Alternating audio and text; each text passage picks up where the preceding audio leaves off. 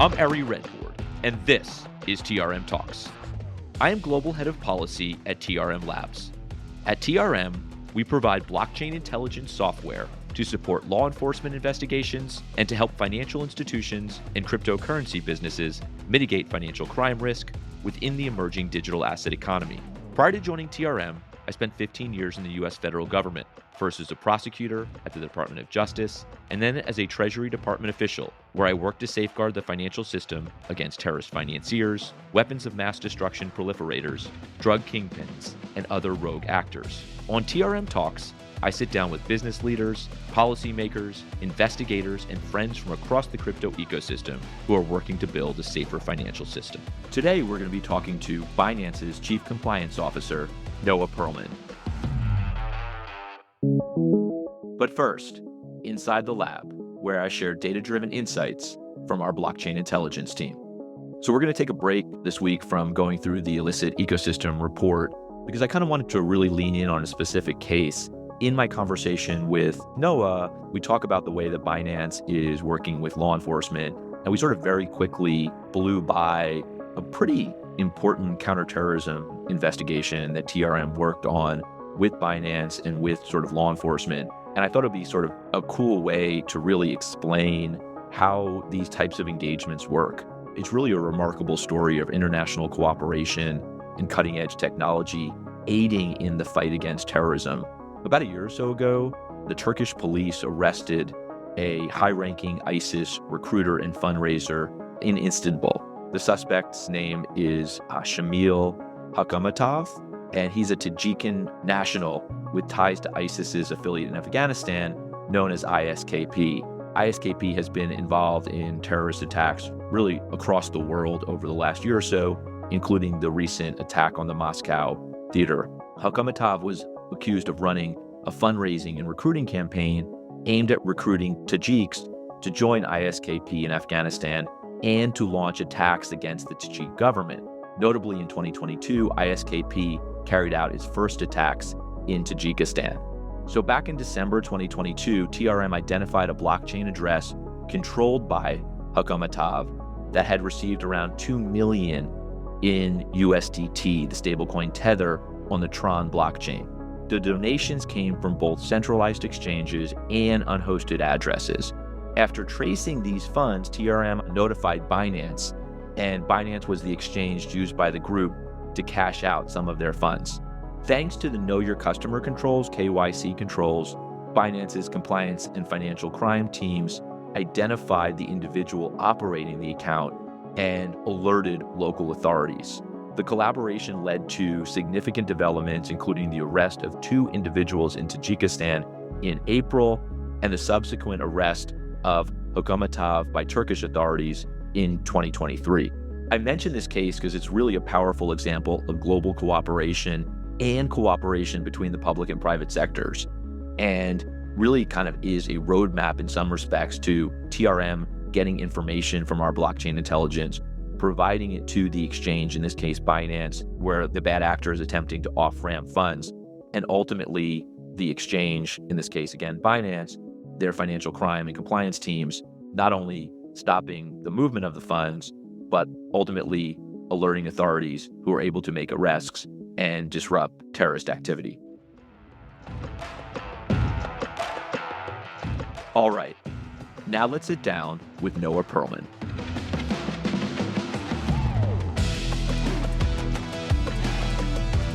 Noah, look, you really have sort of arguably the most important compliance role in the space today, right? The largest crypto firm by magnitudes, but would love to hear a little bit more about your journey in the space. How did you end up in this role today? So I won't start, maybe we'll get into sort of the beginning of my career, which is, almost a decade in government. We might come back to that, but I'll start a little bit sort of mid-career, which is I spent a fair amount of time in traditional finance at Morgan Stanley in a variety of legal and compliance roles. And towards the end of my tenure there, among other things, one of the committees I sat on was charged with evaluating the cryptocurrency opportunities that came to the firm, whether it was clients or investments or whether we should be banking them. And this was early days. And through my service on that committee, I sort of, like a lot of people, really sort of started to dig into crypto. there was the intellectual interest, the compliance interest, or all the things I was doing. I was really sort of compelled by this technology and ended up going to Gemini. You mentioned government service is obviously a huge part of your career. Would you talk a little bit about that? Sure. So after law school, started at sort of big law, lasted about a little less than a year. And it wasn't actually that I didn't like big law. I actually really enjoyed the firm I was at, incredible people, incredible training. But I had a clerkship that started after the first year. So I went and clerked for a federal judge. And actually, I need to pause. Normally, I would sort of stop the story there and move on. But the federal judge I clerked for sits in the Eastern District of New York, a judge by the name of Leo Glasser, who recently celebrated his 100th birthday. And I believe this is true, that he is currently the oldest sitting judge, and was very fortunate and privileged to have clerked for him. I love that story. It's interesting. I think I clerked for a federal judge in the Eastern District of North Carolina, slightly different jurisdiction. And it seems like similar experience in that like these extraordinary people become friends and mentors and role models. Oh, absolutely. To have a mentor, and I've been fortunate enough to have a number of mentors over my career, and I try and give it back as well. I mean, I try and mentor where appropriate, but that 1 year, and I think for folks who have clerked, I think a lot of people find the same, will share a similar experience. It's probably the most important year of my career in terms of not just learning about the law, but judgment and values, stuff that informs me every day in my practice as well. I mean, one of the things, there's so many Judge Glasserisms, but I think one that still resonates with me today, among others, is his saying that, the government wins when justice is done. Do you have examples of that from your time as a prosecutor? Absolutely. It's funny. I was just last week with another CCO who spent a lot of time as a prosecutor, and we were talking through this very topic. And she said, and I sort of share it, that she's actually most proud of the cases she didn't bring.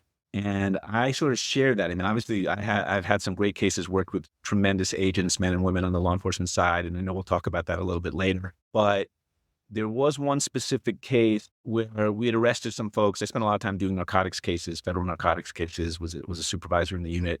And we had a case where defense attorney comes with his client, and it was the classic case. My guy was the wrong place, wrong time, which we've all heard, 100, if not 1,000 times before. And often it's just not the case. It's just an excuse. There's ample evidence, and typically it's sort of the process rolls on.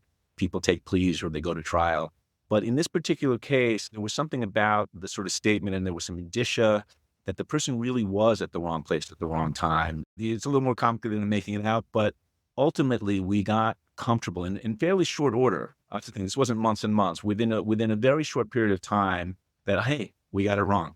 This guy should not have been arrested. And I remember the defense coming in for a proffer, and me looking at the agent and I sort of looking at each other and had done some due diligence, and we said, hey, we got this one wrong. Well, we didn't get it wrong. I mean, there was probable cause to arrest, but like this guy should not be put in this. We should not force a plea out of this guy. We were convinced the guy was innocent, and it wasn't a situation where, okay, well, let's let a jury decide. And we went to court, we dismissed, and I think the guy went home that day or the next day. Small case, but one that actually I'm pretty proud of. It's interesting. I think that this is like a whole different period of our lives than I think what we're in now. But I think look back at this time all the time, and that really is the sentence you didn't ask for, the case you didn't bring, right? It's so important. I'm not sure defense lawyers get it all the time that like, most prosecutors, 99, percent are looking to sort of do justice. My story like that, and it was, not a huge case either, but I recall getting exculpatory information, like real exculpatory information, not like my case is a little weaker, but like this guy didn't do it. And I actually remember running to the courthouse and like my knees kind of hurting in these like ridiculous shoes for running. It was like a mile or more, running to the courthouse to dismiss the case so that person wouldn't stay a minute more than needed. It's extraordinary. It defines who you are. I'm sure you use a lot of these same skills and have a lot of these same values today in your role at Binance. Pivoting a bit, you mentioned that you went to Morgan Stanley and obviously sort of into financial services, but you said you were handling sort of, some of the digital assets engagement there. What was it for you that sort of like got you from, you're a prosecutor, you're going into TradFi. What was the sort of connection to the technology or the interest in the technology? So There's not a single aha moment, but there is sort of a culmination of a bunch of factors. So I'm not technical in the sense of, I know some of compliance officers, they're coding in their spare time or can take apart with, I'm not like that, but I have been an early adopter. I'm not a maximalist. I mean, I don't necessarily think that tech replaces everything, but huge believer in, that these are great, these are amazing tools if used correctly. And so when I first started reading about crypto and thinking about the use cases and the problems it could solve, transferability, portability, solving some of the instant transfers that, in traditional finance just are still pain points. I thought to myself, this is incredible technology that can be used in lots of different ways, in ways that we can't even think of. But, my particular focus is on rent-seeking behavior, processes, transactions in which you have so many sort of middle people that are either taking a percentage or just delaying the process. And I saw this technology as a way to sort of really sort of chip away at that. So much so that you wanted to get into the space. Yeah, exactly. And look, for those who are listening who have ever heard Tyler and Cameron Winklevoss, who have ever heard them speak, I mean, these guys are incredibly compelling. I had a great experience there. Still incredibly fond of them and their vision. And it just so happened that the timing was right for me to explore something else. I had finished a massive remediation, and it was sort of a natural point to sort of look around and say, okay, what's next? I now sort of feel like I'm giving career advice, but one of the things that has served me well, at least in my career, is being pretty open and transparent with your employers. When I had this opportunity, I wasn't doing it sort of clandestinely. I went to my boss, another mentor of mine at Morgan, and said, look, here's the opportunity. What do you think? And we spent a few weeks together thinking about the opportunity at Gemini, but also like, well, what if I stayed at Morgan, what would I be doing? And ultimately, after that, with his blessing, we said, you know what, this is the time to sort of make a move. And so it worked out. Fantastic career advice. So spend some time obviously at Gemini honing your craft, chief compliance officer and beyond there. But you did arguably a crazy thing about a year and a half ago and, in the middle of a storm, joined Binance. How did you think about that move? Yeah. So again, when I left Gemini, obviously much less time there, although in crypto, we're fond of saying everything moves, 3 times the speed of TradFi. But a similar situation, again, not doing anything behind anyone's back. We were sort of changing the model a bit of how we were operating Gemini. The COO role that I had taken on was sort of changing somewhat. And so again, Tyler and Cameron and I had a very open conversation about what's next. And the Binance opportunity had come up.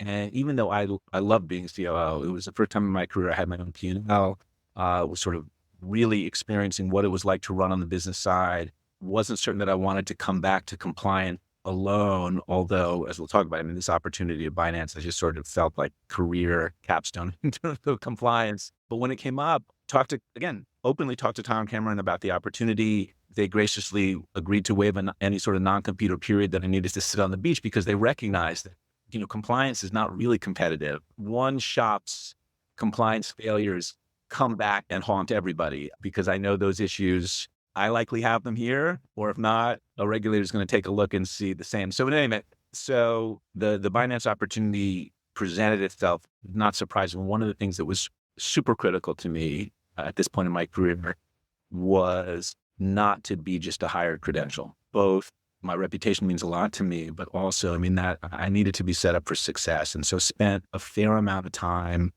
with CZ, with the other founders, Hui, Roger, the other sort of leaders here, Richard, who's now our CEO, making sure that we were all aligned as to what we were trying to do and what they were going to empower me to do with the compliance program here. And I certainly in my due diligence had all the assurances from them.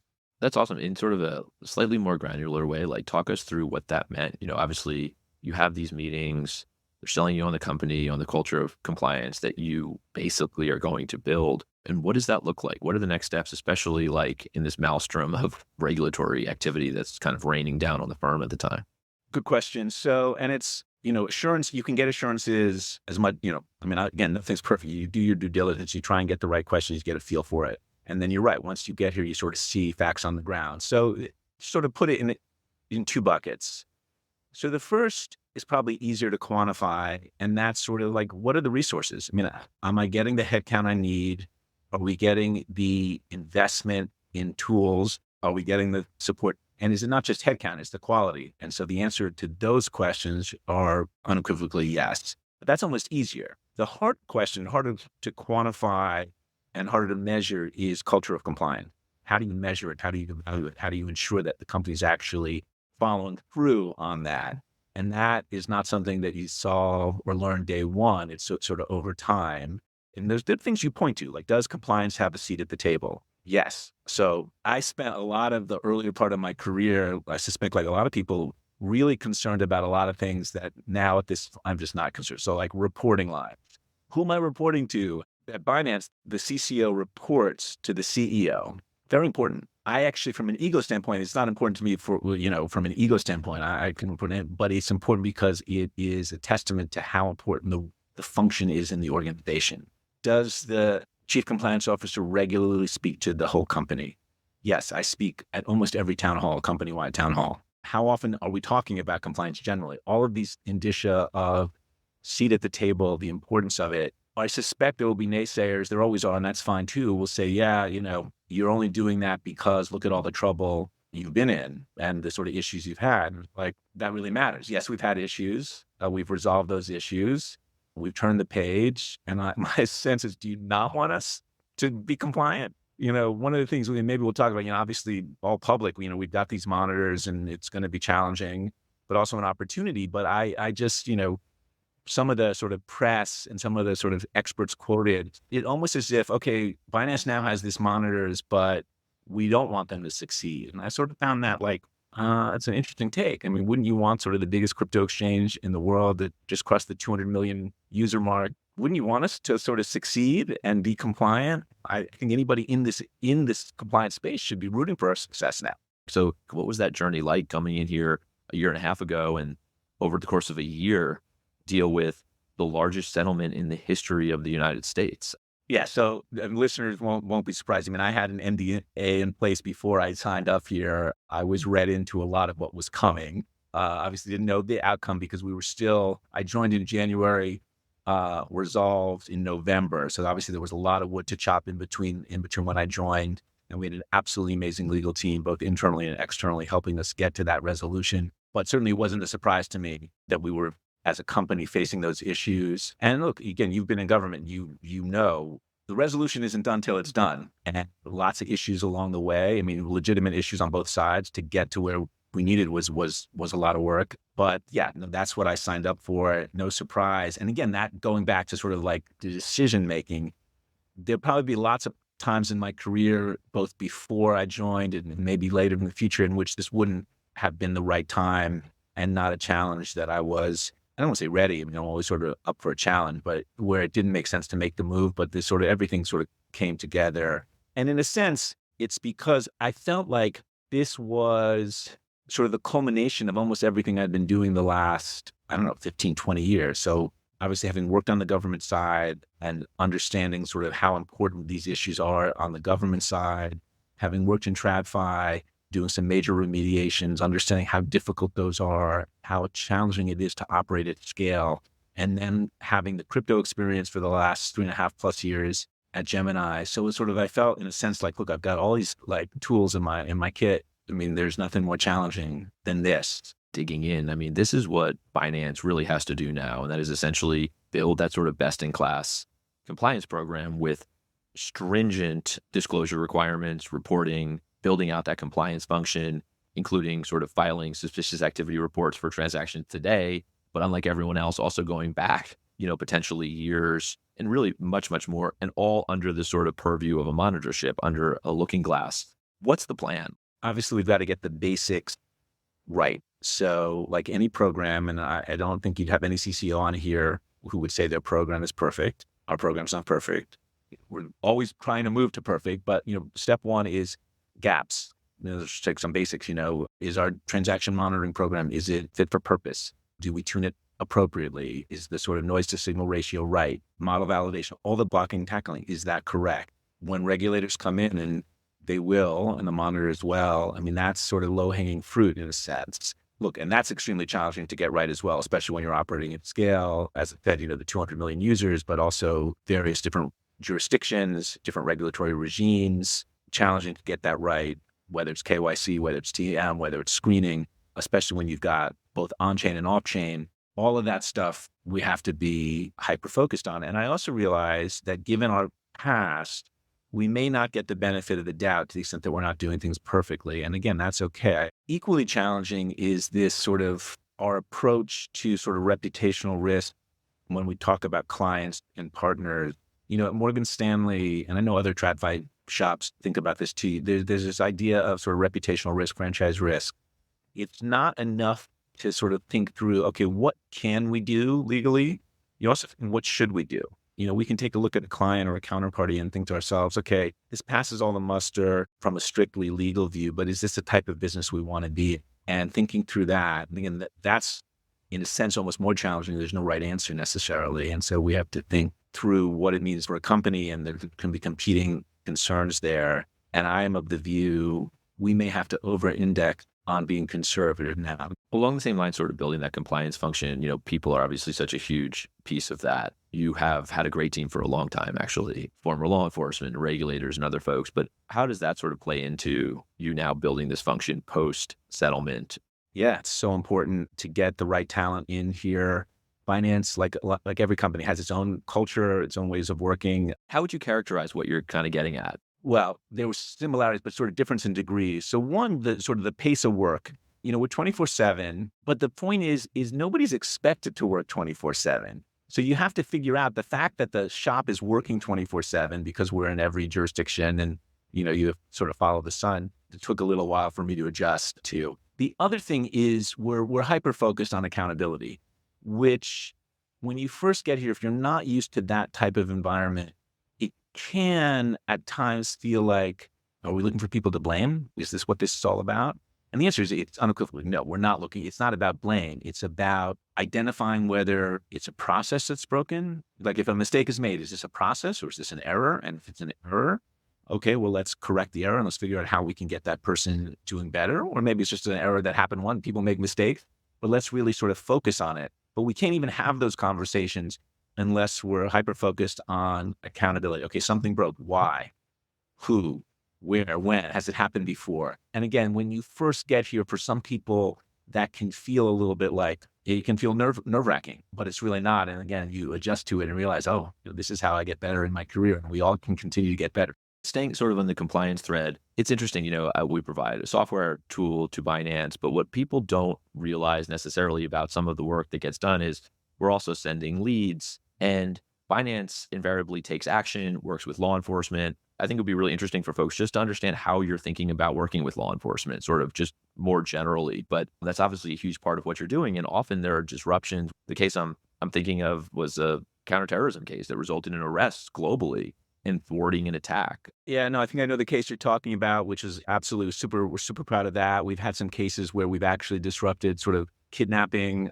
Part of it is, again, as the biggest platform, it's not surprising that we're going to have like a lot of cases where there's going to be a touch point and the visibility we have.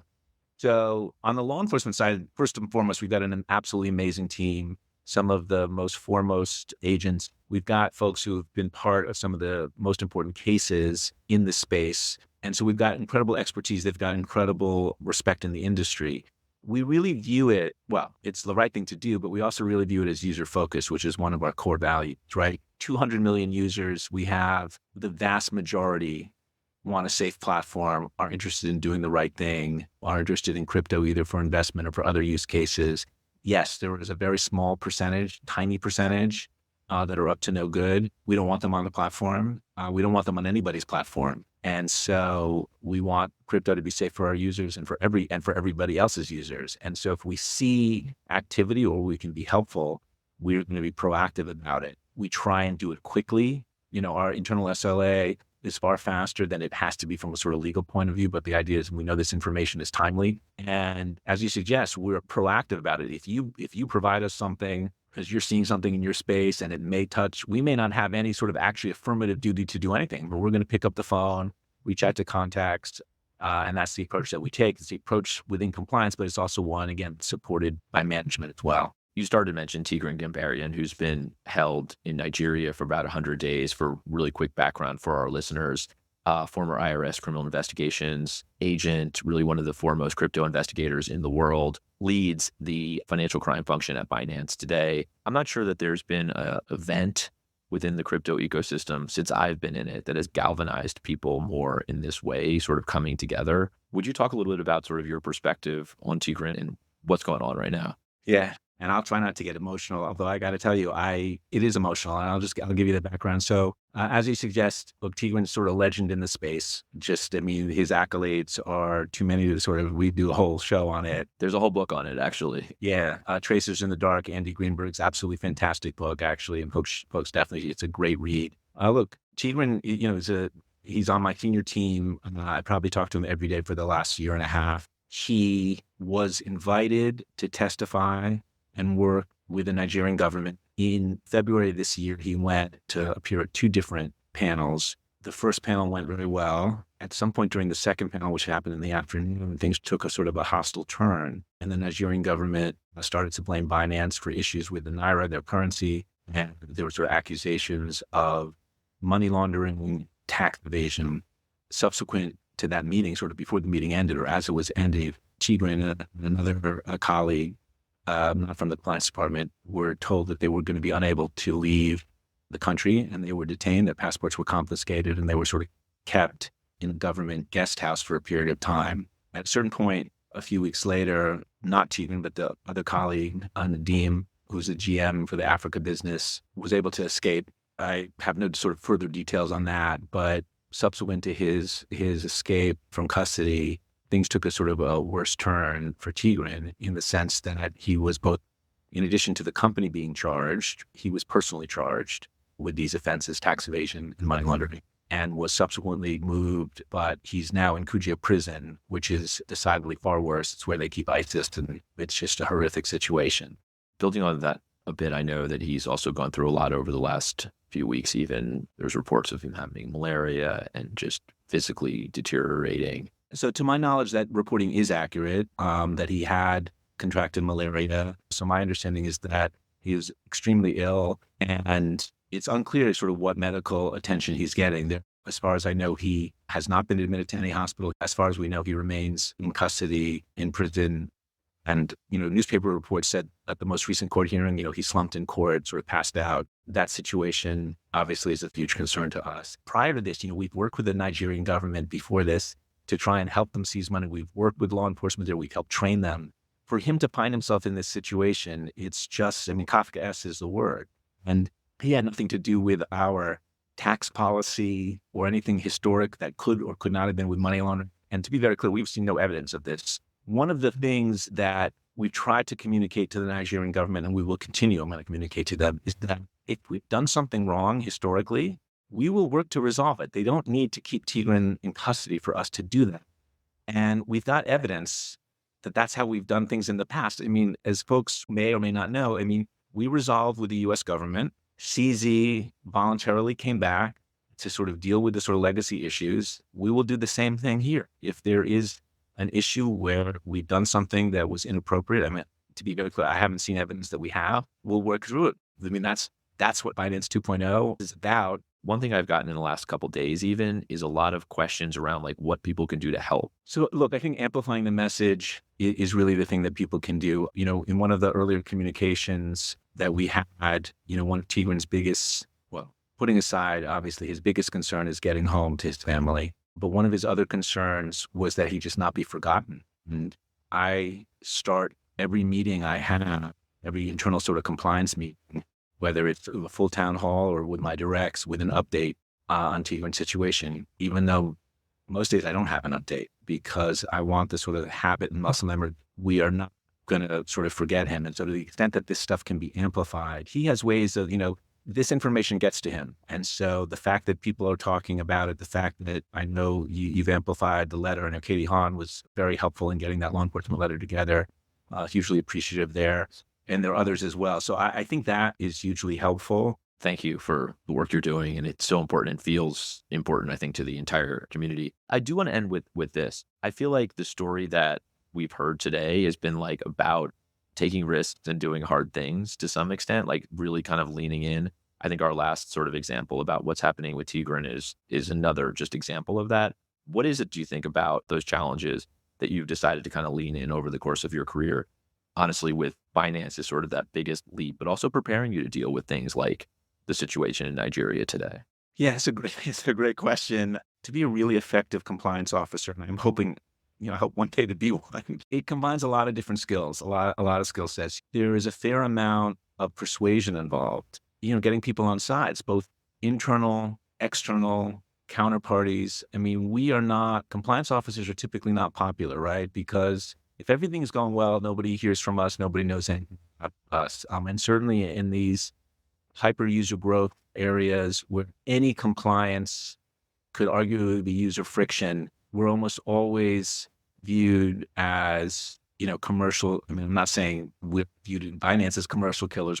And so how do you get around that? And how do you persuade and teach and not cajole, saying to a business leader, oh, if you don't do that, we're going to be in trouble. I mean, and likewise, how do you say to a regulator who's saying, tell me about your, all these controls are broken and why shouldn't we put you out of business?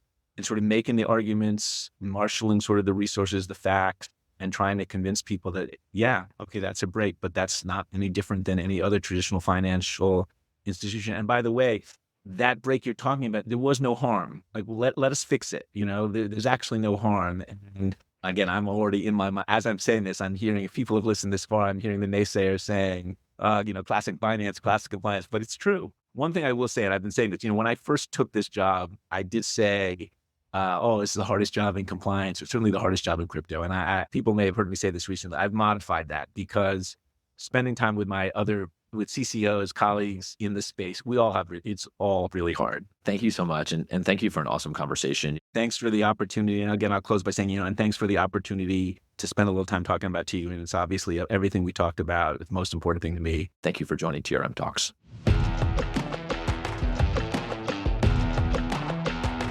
There's so many takeaways from the conversation with Noah. There's definitely a theme that ran throughout, and it is this very much, leaning in to do hard things because that's where you have the greatest impact. And, to start that journey, as a law clerk, as I did, and then, having that mentor throughout your career as a federal judge, and then becoming an assistant United States attorney for him in the Eastern District of New York, for me in DC, just kind of really related to like, hey, these aren't the easiest law jobs, but you're really leaning in because you develop the skills necessary to take on the challenges, throughout the rest of your career. And Noah really has leaned in to the challenges. There are not a lot of people that would have said, hey, I want to be a compliance officer at, the largest cryptocurrency business in the world by magnitudes. That is also the target of, myriad federal enforcement actions from the Department of Justice and the CFTC and the SEC and the U.S. Treasury Department. But he had full information. And he said, look, this is where I could have the greatest impact. And we talked over and over in this idea about, hey, there are not a lot of companies in the space that are now building a best-in-class compliance program under the supervision of a monitor. And he really has an opportunity here to do something that no one has ever done before. And in our conversation, that felt very consistent with the challenges that Noah had taken on in other parts of his career. I think the conversation around Tigran really emphasized that you also have to do hard things for the people that you are close to and the people that you hire and the people that you have on your team. And you could just tell how visceral his feelings were around Tigran and what's happening there from our conversation. So an unintended consequence of, 75 or more episodes that we've done of TRM Talks, for me, is I've had conversations like with the most extraordinary people that I don't know that well. And it's funny, it's like you're hearing relatively personal conversations that we're able to have on this platform in this format. And it felt very much like one of those, a personal conversation about careers, about life, about challenges in a very public way. Next on TRM Talks, I sit down with CoinDesk reporter Nick Day. If you love the show, leave a review wherever you're listening to it. Follow us on LinkedIn to subscribe to our newsletter, The Weekly Roundup, to get the latest news on crypto regulation, compliance, and investigations.